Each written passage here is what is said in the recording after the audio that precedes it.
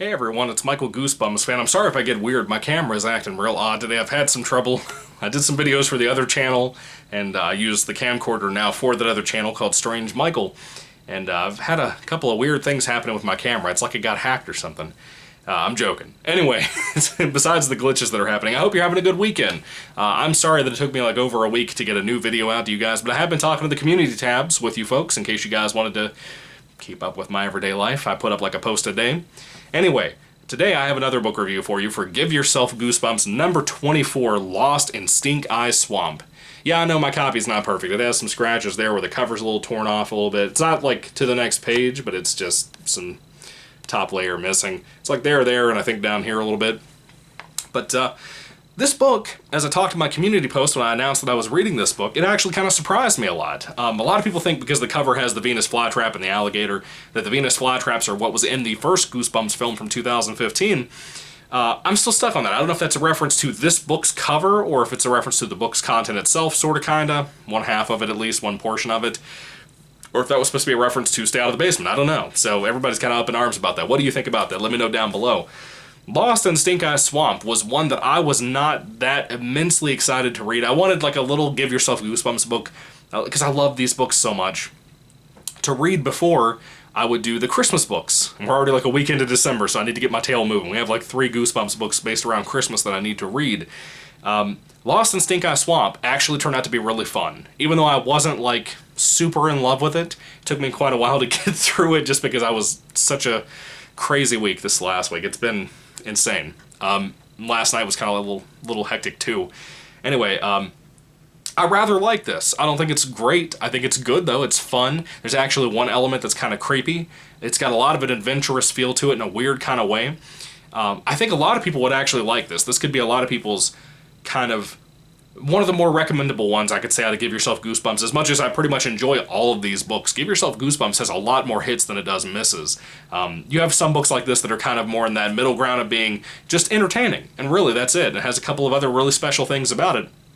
Other than that, it's kind of just a fun read. Now again, for anybody who doesn't know, Give Yourself Goosebumps, I like to restate this information every time I make one of these reviews because I had never even heard about this until I started collecting Slappy books again, like a couple of years ago. These are choose your own adventure books, or game books as they're usually called, where you pick a choice at the end of the page and you go to a certain page in the book, so it's out of order. You don't read these straight through. About 130 pages. Really fun time. I love the GYG books. I think they have a lot of just really good entertainment value going for them. So, essentially the plot to this, after 3 minutes of rambling or so, you are basically the main character here. You move into a new place called Stinkeye Swamp. It's a rundown house that looks destroyed, has like one hanger, or one of the window pieces. What are they called? I'm forgetting what it was. I'm blanking on what that is. But you know what I mean. The shutter. One of the shutters is hanging off the side of the windows and stuff. It's a very rundown place that the parents refer to as a fixer-upper, and for once in my life I've had one of the best Goosebumps lines ever in the beginning of this book from like the first page, where when the parents call it a fixer-upper house, even though it's in a really stinky, swampy area, the main character, you, in this case, says, it's actually a knocker-downer. Yeah, I know, my delivery wasn't good, but I loved it. It was a fun joke, and it made me giggle when I saw it. My wife looked at me and she's like, what are you laughing about? And I was like, it was funny when I read that. And I repeated it to her, just like I did to you. Anyway,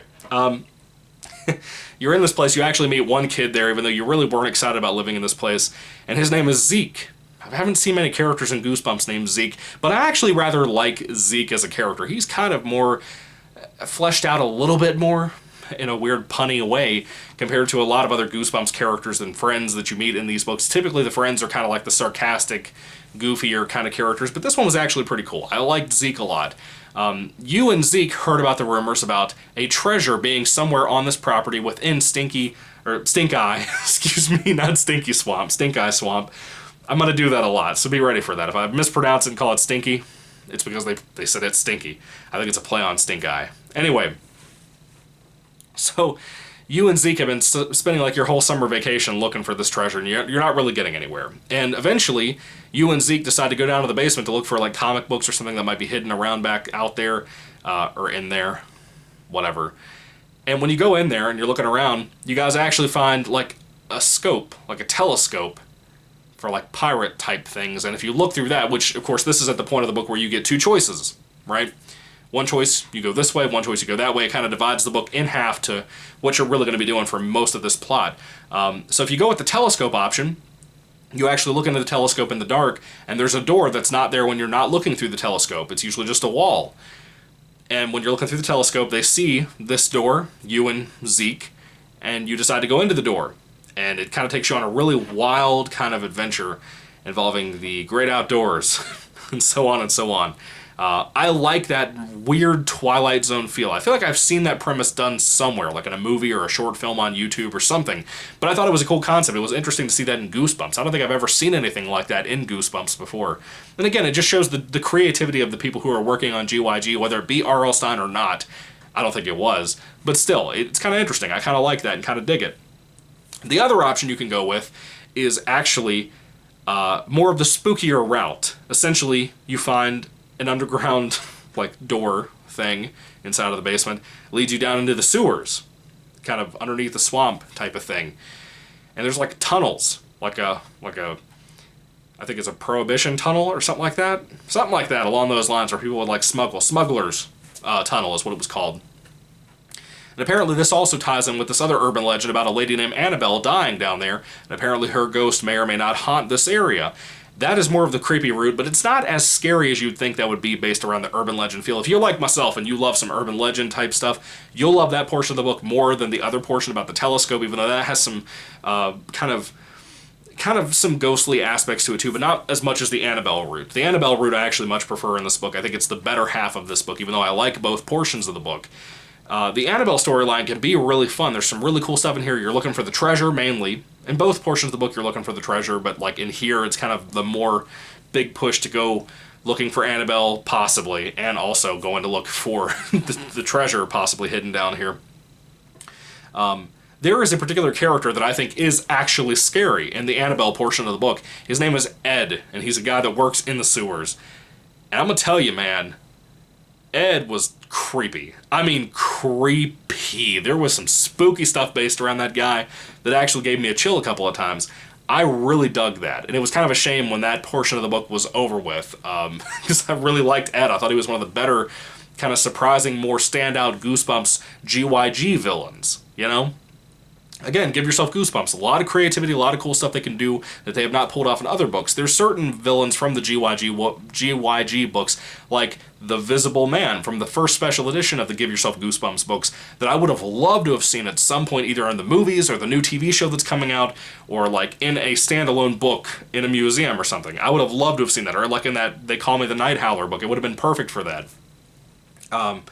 Lost in Stinkeye Swamp, again, it's not wonderful, but it's good. It's a good Give Yourself Goosebumps book. It's one of those really entertaining ones that I enjoy a lot. It's kind of ranked lower than most of them, I would say, but I still like it a lot. It's a really solid book, really fun. Again, more adventurous than most of these stories. It feels like kind of that treasure aspect adds like this Goonies feel to it. So that's kind of neat if you like that kind of thing. I really dug it. I think if you haven't read Lost in Stinkeye Swamp, you're missing out. This is actually a pretty solid little read that had some fun to it. They felt like they knew what they were doing and kind of wanted with this book. Short read, if you haven't read it before and you're kind of like myself and thinking that the art cover and the art style of the covers themselves at this point in Goosebumps, if it doesn't really appeal to you that much, check it out. I still think there's a lot of GYG books out there that don't have the best looking covers, but when you read the actual book, the content itself can actually be really more of a fun time. I think Annabelle or like the treasure would have been a better picture to have on here rather than the Venus flytrap, but it would have at least been different having the Venus flytrap compared to most covers that we have from Goosebumps that already have tons of haunted houses and spooky ghost looking things and all kinds of stuff like that.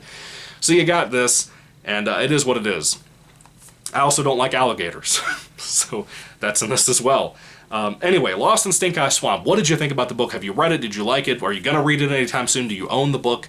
I think this is one of the easier ones to find from what I remember. I could be wrong about that, at least in the future. But for now, it was kind of easy to find when I got my copy. But it is a little torn up. But I think it was like $5 from Thrift Books. So I'm not complaining. I don't care.